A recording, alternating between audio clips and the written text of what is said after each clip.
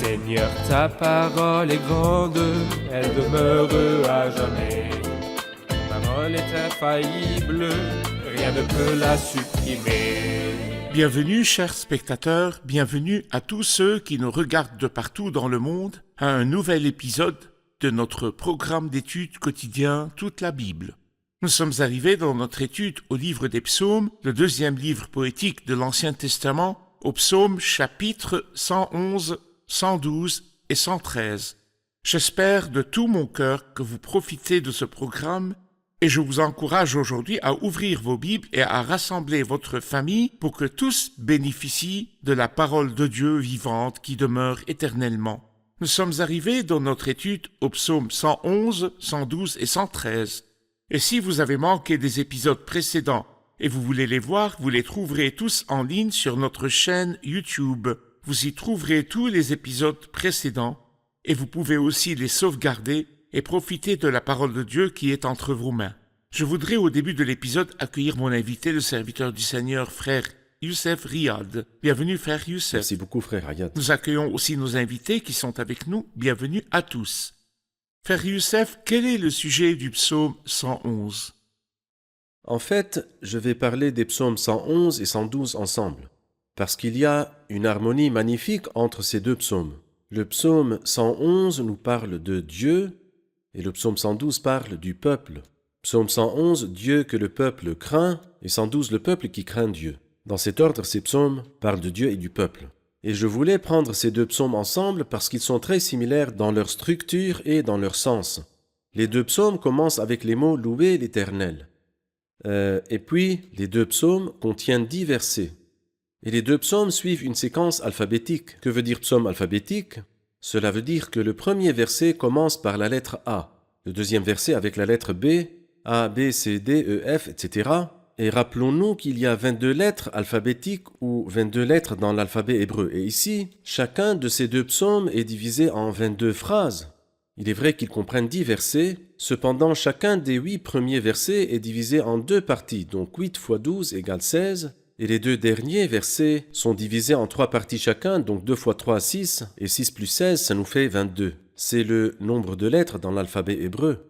Donc le psaume 111 suit l'ordre alphabétique, A, B, C, D, jusqu'à la fin de l'alphabet, et c'est de même pour le psaume 112. Et nous verrons le parallélisme merveilleux et la similarité même dans les paroles de ces deux psaumes. Nous les verrons dans notre étude de ces deux psaumes, mais pour commencer, le psaume 111 commence par louer l'Éternel et parle du Dieu du peuple. Et le psaume 112 commence par louer l'Éternel et parle du peuple de Dieu. Donc, il y a une harmonie et une précision dans l'inspiration du Saint-Esprit. Nous voyons des choses merveilleuses dans la parole de Dieu. Je vois un terme à tout ce qui est parfait, mais tes commandements sont sans limite. Ouvre mes yeux pour que je contemple les merveilles de ta loi. Vraiment. Vous avez dit que le psaume 111 parle de Dieu. Le psaume 112 parle du peuple. Il parle de Dieu sous quel angle dans le psaume 111 ? Écoutez, par exemple, quand vous lisez dans le verset 2, « Les œuvres de l'Éternel sont grandes ». Et puis verset 3, « Son activité n'est que splendeur et magnificence. Et sa justice subsiste à perpétuité. L'Éternel fait grâce, il est rempli de compassion. » Et remarquez ici qu'il parle de Dieu. Et la même chose figure dans le chapitre suivant, dans le psaume suivant. Il dit « Heureux l'homme qui craint l'Éternel, qui trouve un grand plaisir à ses commandements. Sa descendance sera puissante sur la terre. » Mais les mêmes paroles du verset 3 du psaume précédent sont dites ici, sa justice subsiste à perpétuité. Ici, il dit, sa justice subsiste toujours. Psaume 111, verset 4, l'Éternel fait grâce, il est rempli de compassion. Et dans le verset 4 du psaume 112, il nous dit, à propos des hommes droits, pour celui qui fait preuve de grâce, de compassion et de justice. C'est-à-dire, il nous décrit Dieu avec ses attributs merveilleux et ses grandes œuvres dans le psaume 111. Et la chose merveilleuse est que quand nous allons au psaume 112, nous voyons que les mêmes attributs qui distinguent Dieu lui-même distinguent aussi son peuple. Y a-t-il un enseignement ou une leçon pour nous ? La réponse est oui. À qui suis-je censé ressembler ? À lui. À lui. Cela veut dire, soyez donc parfaits, ce sont les paroles du Seigneur Jésus, comme votre Père céleste est parfait. Vivez dans l'amour en suivant l'exemple du Christ, soyez donc les imitateurs de Dieu puisque vous êtes ses enfants bien-aimés. Je dirais que nous sommes devenus enfants de Dieu, les croyants sont devenus enfants de Dieu. Si vous voyez les croyants, vous verrez que leur comportement est complètement différent de Dieu. Ce n'est pas bien. Ça devient seulement des paroles. Mais Dieu a des attributs. Dieu est amour, Dieu est lumière, Dieu est saint, Dieu est juste. Comment son peuple est-il supposé être? Ils doivent aimer la justice et la sainteté et aimer les autres, et doivent être séparés du mal comme Dieu. Autrement, l'expression « être enfant de Dieu » serait médiocre, sans aucun sens. Et il nous a donné tout ce qu'il nous faut pour être comme lui et vivre C'est comme vrai. lui. Sa divine puissance nous a donné tout ce qui est nécessaire à la vie À et la à la piété. piété. Nous avons la vie du Dieu éternel. La vie éternelle, le Saint-Esprit est en nous et peut investir la vie éternelle pour faire apparaître en nous les attributs de Dieu. Et nous sommes nés les enfants de Dieu. n'est-ce pas? Nous avons pris sa nature. Oui. Ce n'est pas juste une naissance. Très et bien. ce n'est pas comme certains pensent faussement que le fait de pratiquer un certain rituel peut nous faire devenir enfants de Dieu. Non. Il faut vraiment être né de Dieu, mais à tous ceux qui l'ont accepté, à ceux qui croient en son nom, elle a donné le droit de devenir enfants de Dieu puisqu'ils sont nés, non du fait de la nature, ni par volonté humaine, ni par volonté d'un mari, mais qu'ils sont nés de Dieu. Très bien. Nous ferons une pause et nous reviendrons pour continuer notre discussion. Chers spectateurs, nous nous reverrons après la pause. Restez branchés. Le psaume 111 est un psaume d'Alléluia à cause des œuvres de Dieu. Dans la langue hébraïque, il a été composé d'après l'ordre de l'alphabet hébreu. Et c'est le premier d'une série de 3 psaumes jubilatoires ou des psaumes d'Alléluia, les psaumes 111, 112 et 113. Ce psaume loue Dieu pour ses œuvres et aussi à cause de sa rédemption. Et ce sera le nouveau chant qui sera chanté au ciel.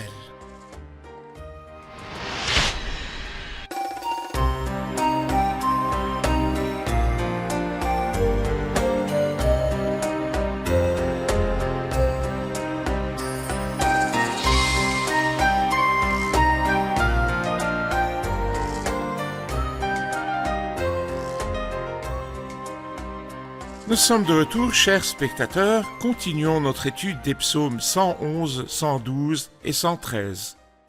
Frère Youssef, vous avez dit que ce psaume, le psaume 111, parle de Dieu et des œuvres de Dieu. Parmi les œuvres de Dieu, dans le verset 9, il a envoyé la libération à son peuple. Il a prescrit son alliance pour toujours. Son nom est saint et redoutable. Il parle de l'œuvre de la rédemption. Que voyez-vous ici? Par exemple, si vous lisez le verset 5, il a donné de la nourriture à ceux qui le craignent. Qui nous donne la nourriture? C'est lui, car il est le Créateur. Donc ce n'est pas du tout possible qu'il nous donne la vie sans nous donner la nourriture, ou bien qu'il nous donne le corps sans nous donner les vêtements. Cependant, Dieu ne s'occupe pas juste de notre corps et de notre nourriture et de nos vêtements, mais beaucoup plus que cela, il s'occupe de nos esprits. Nos esprits ont-ils des besoins? Oui. Besoin de quoi? De rédemption. Et c'est pour cela que le plus grand don de Dieu est qu'il a donné la rédemption à son peuple. Et si cela ne coûte rien à Dieu lorsqu'il donne la nourriture, et si ça ne lui a rien coûté d'envoyer la rédemption à son peuple dans les temps anciens, ça ne lui a rien coûté, juste à travers les œuvres de sa puissance et le sacrifice de l'agneau de la Pâque. Et le peuple terrestre a été racheté, mais le fait de donner la rédemption à ceux qui étaient humiliés par le péché et par Satan, pour nous donner la rédemption, ceci lui a coûté énormément. Dans la première épître de Pierre, il dit, vous le savez en effet, ce n'est pas par des choses corruptibles comme l'argent ou l'or que vous avez été rachetés, mais par le sang précieux du Christ, comme un agneau sans défaut et sans tache prédestiné avant la création du monde. Il conclut ce psaume en disant « La crainte de l'Éternel est le commencement de la sagesse. Tous ceux qui respectent ses décrets ont une raison saine. Sa gloire subsiste à perpétuité. La crainte de l'Éternel est le commencement de la sagesse. » Qu'en pensez-vous? Eh bien, effectivement, afin d'obtenir la sagesse sans la crainte de l'Éternel, ceci n'est pas possible. Lorsque le sage Salomon a essayé plusieurs choses dans le livre des Ecclésiastes pour obtenir le bonheur, il n'a pas trouvé le chemin vers le bonheur. Il a écrit le livre des Ecclésiastes et à la fin il a dit « Crains Dieu ». Et respecte ses commandements, car c'est ce que doit faire tout homme. Alors donc le commencement de la sagesse est la piété, la crainte de Dieu. Mais pas seulement le commencement de la sagesse. La crainte de Dieu, non pas. La crainte de Dieu est sagesse. Mais la crainte de Dieu, d'après le commencement du psaume 112, est la voie du bonheur. Heureux. Heureux l'homme qui craint l'Éternel, qui trouve un grand plaisir à ses commandements. Donc, la crainte de Dieu nous donne la sagesse et elle nous donne aussi le bonheur. La sagesse est ce dont nous avons besoin et le bonheur est ce que tout le monde cherche. Ceci nous amène au psaume 112 et vous avez dit dans l'introduction qu'il parle de ceux qui craignent l'Éternel. Le psaume 111 parle de Dieu, le psaume 112 parle de ceux qui craignent Dieu. Louez l'Éternel, heureux l'homme qui craint l'Éternel, qui trouve un grand plaisir à ses commandements. Sa descendance sera puissante sur la terre, la génération des hommes droits sera bénie. Le bien-être et la richesse sont dans sa maison, et sa justice subsiste toujours. La lumière se lève dans les ténèbres pour les hommes droits, pour celui qui fait preuve de grâce, de compassion et de justice. L'une des bénédictions de la crainte de l'Éternel est que ces bénédictions ne s'arrêteront pas à l'homme qui craint le Seigneur, mais elles atteindront sa génération. La génération des hommes droits sera bénie. Que voyez-vous dans cela? Ça atteindra sa génération, ça atteindra ses descendants. Il dit ces paroles, sa descendance sera puissante sur la terre. Et il dit aussi le bien-être et la richesse sont dans sa maison.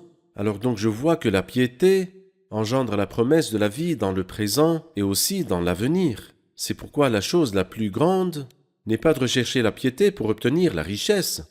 Parce qu'il y a beaucoup de gens qui pensent que la piété est du commerce, éloigne-toi d'eux. Mais la piété est une grande source de profit quand nous nous contentons de ce que nous avons. Si vous voulez le grand profit, craignez Dieu et soyez satisfaits de ce que Dieu vous donne. Et le Seigneur peut vous donner le bonheur même si votre salaire est petit. Si vous avez la piété, il vous donnera la richesse, le bonheur, la joie dans votre maison et à tous ceux qui vous entourent, même si votre salaire est limité. Le verset 5 dit « Il est bon que l'homme fasse grâce et qu'il prête, qu'il règle ses affaires conformément au droit, car il ne sera jamais ébranlé. On se souviendra toujours du juste. Il ne redoute pas les mauvaises nouvelles. Son cœur est ferme, plein de confiance dans l'Éternel. Son cœur est affermi, il n'éprouve aucune crainte, au point qu'il regarde ses adversaires en face. Il distribue ses bienfaits, il donne aux pauvres, sa justice subsiste à toujours. Il relève la tête avec gloire. Le méchant le voit et s'irrite, il grince des dents et perd courage. Les désirs des méchants sont réduits à néant. Il a commencé en parlant du juste, celui qui craint l'Éternel. Non seulement les bénédictions atteindront sa génération et ses descendants, mais il parle aussi de deux cercles, le cercle des peurs extérieures et comment y faire face et ensuite ses dons et ses œuvres envers les autres. Parlez-nous de ces deux aspects, frère Youssef. Eh bien, en fait, les plus grandes bénédictions des pieux sont celles qui sont mentionnées dans le verset 7 et le verset 8. Lorsqu'il dit « Il ne redoute pas les mauvaises nouvelles, son cœur est ferme, plein de confiance dans l'Éternel. » Quand je parle à une personne pieuse qui passe par des circonstances qui sont difficiles, je mentionne ce verset qui lui donne le réconfort. Quand il dit ces paroles, dans le verset 7, « Il ne redoute pas les mauvaises nouvelles. Son cœur est ferme, plein de confiance dans l'Éternel. Son cœur est affermi, il n'éprouve aucune crainte, au point qu'il regarde ses adversaires en face. » Et moi je comprends de ce verset que nous ne verrons pas la fin des troubles avant que le Seigneur ne revienne. C'est comme s'il voulait dire que son cœur est affermi jusqu'à ce que le Seigneur vienne. Donc nous resterons fermes dans le Seigneur malgré les mauvaises circonstances parfois. Mais même si les vagues s'élèvent, alors nous nous élèverons avec elles, rien ne pourra nous faire face. Nous faisons confiance en Dieu en toutes circonstances. Et ce qui est beau aussi, que cette personne pieuse n'a pas seulement la richesse, mais elle est aussi généreuse, elle aime bien donner. Et elle a appris cela de son Père céleste.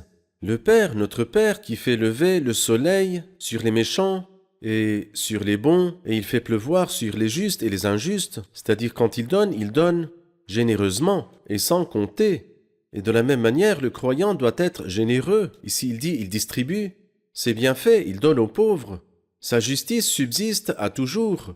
Il relève la tête avec gloire. Alors donc, il est comme son Père céleste. Il donne généreusement. Il n'a pas besoin de prendre, mais l'homme juste compatit et donne, et n'a pas besoin de prendre. Il est bon que la crainte de l'Éternel nous donne non seulement la fermeté interne face aux peurs externes, mais malgré la continuation des peurs, je suivrai un chemin positif et je ne m'arrêterai pas. Je veux dire, beaucoup de croyants et de pieux, devant les peurs, ils se tiennent fermes et ils se calment et se reposent jusqu'à ce que les peurs Ils partent. hibernent. Mais ici, au milieu des peurs, il distribue ses bienfaits, il vrai. donne aux pauvres. Il travaille jusqu'à la venue du Seigneur. Tout à fait. Donc si nous pouvions tirer de ceci une leçon pratique pour tous Oui. ceux qui servent le Seigneur, beaucoup de gens reçoivent des menaces et comme résultat, ils arrêtent de travailler. Ils ont peut-être la paix intérieure, mais ils arrêtent de travailler au milieu des peurs. Il y a un autre groupe qui continue à planter des graines jour et nuit, malgré les menaces et les peurs. Je pense que Paul était comme ça. Et Pierre et Et Jean, Pierre était comme ça oui, aussi. ils ont été mis en prison, puis l'ange du Seigneur est venu, a ouvert les portes et les a sortis. Se sont-ils cachés? Non, ils ne se sont pas cachés, ils sont allés au temple. Quand les gens ont demandé d'eux, on leur a dit, ils étaient dans le temple, avec un si grand courage et persistance, et une générosité constante. Donc, ne laissez pas les circonstances difficiles vous arrêter de travailler. Nous devons travailler jour et nuit Amen. pour le Seigneur. Amen. Nous allons faire une pause et nous reviendrons pour commencer l'étude du psaume 113. Chers spectateurs, nous nous reverrons après la pause. Restez branchés.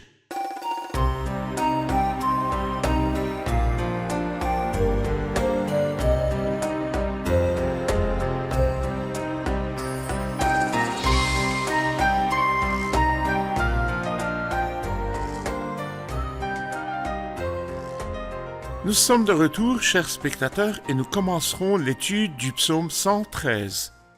Frère Youssef, quel est le sujet du psaume 113?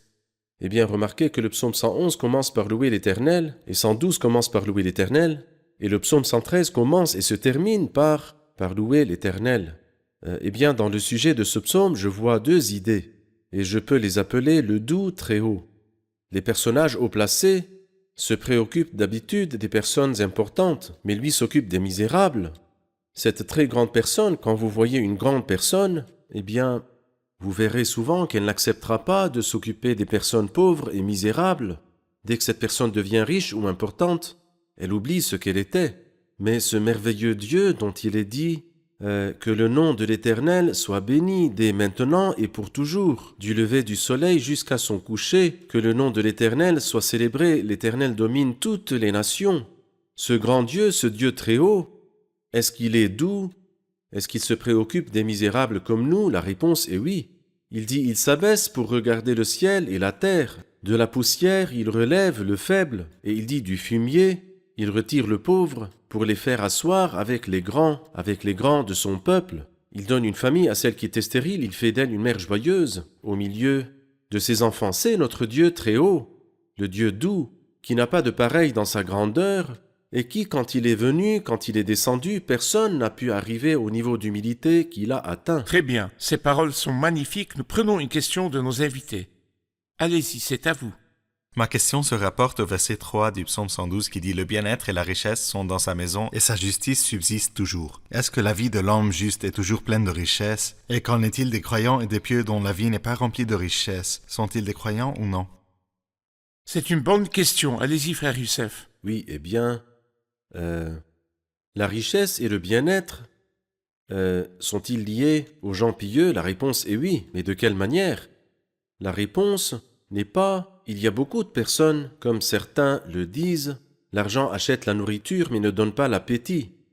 Il achète le lit confortable mais ne donne pas le sommeil. Il achète le médicament mais ne donne pas la santé.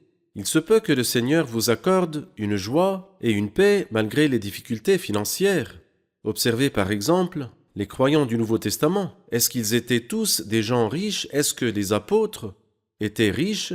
Est-ce que l'apôtre Paul était l'un des gens riches? Qu'est-ce qu'a dit l'apôtre Paul? Jusqu'à cette heure, nous souffrons de la faim, de la soif, du dénuement, et nous sommes maltraités et errants. Et est-ce que le Christ était riche du point de vue des hommes? Il est écrit, « En effet, vous connaissez la grâce de notre Seigneur Jésus-Christ. Pour vous, il s'est fait pauvre alors qu'il était riche, afin que par sa pauvreté, vous soyez enrichis. » L'apôtre Paul dit dans 1 Timothée chapitre 6 que certains croient que la piété est une source de profit. Mais la piété est pourtant une grande source de profit quand on se contente de ce que l'on a. Le Christ a dit dans l'évangile de Jean au chapitre 14, au verset 27, « Je vous laisse la paix, je vous donne ma paix. » Et il dit, « Je ne vous la donne pas comme le monde donne. » Et cela veut dire qu'il y a des choses que le monde ne peut pas donner, mais que le Christ peut donner. Dans une maison, il peut y avoir une paix, y avoir de la joie, ou y avoir le contentement, la satisfaction. Et le Seigneur nous compense par tout ceci.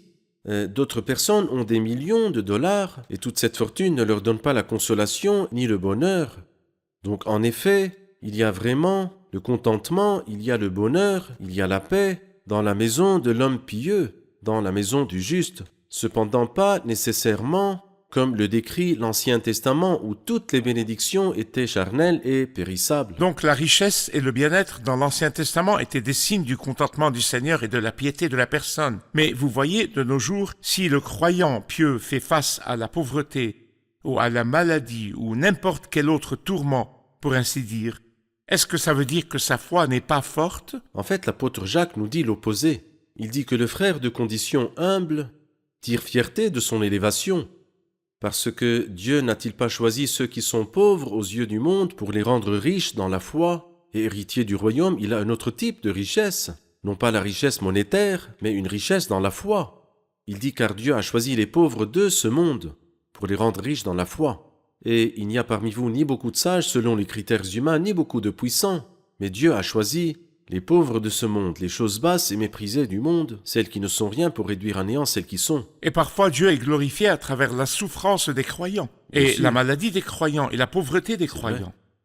Frère Youssef, quand nous allons au verset 7, il parle de ce que fait le Dieu très haut avec ceux qui sont abaissés. Il dit, de la poussière il relève le faible, du fumier il retire le pauvre, pour les faire asseoir avec les grands de son peuple. Je voudrais votre commentaire sur ceci.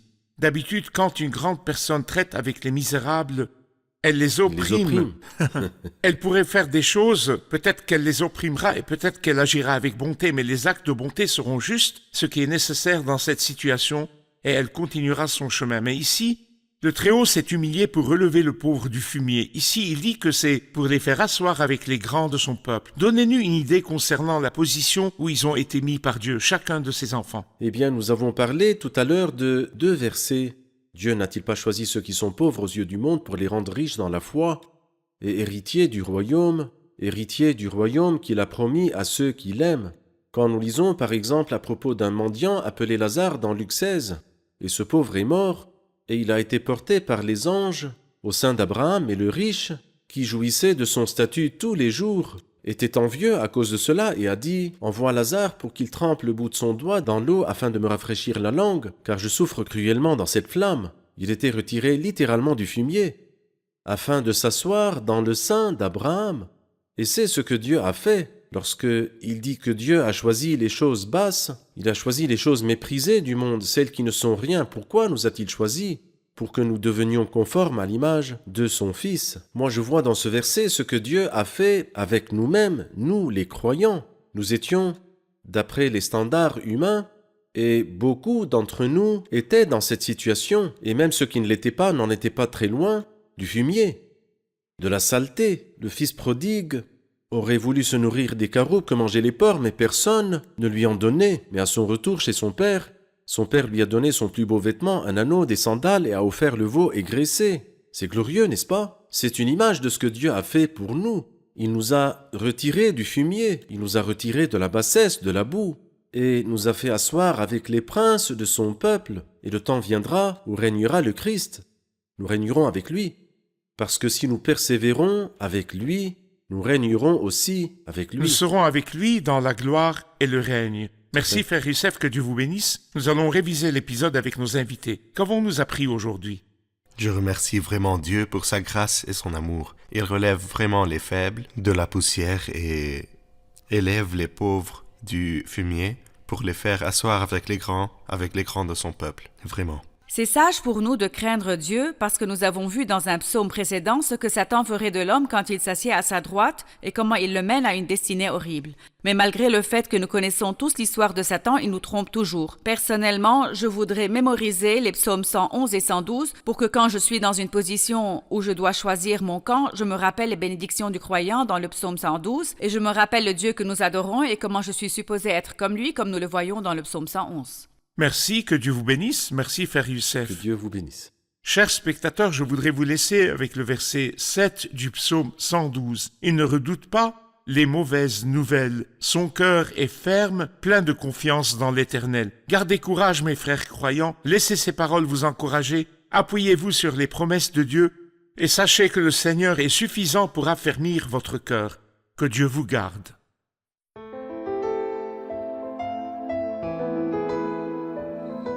Seigneur, ta parole est grande, elle demeure à jamais. Ta parole est infaillible, rien ne peut la supprimer.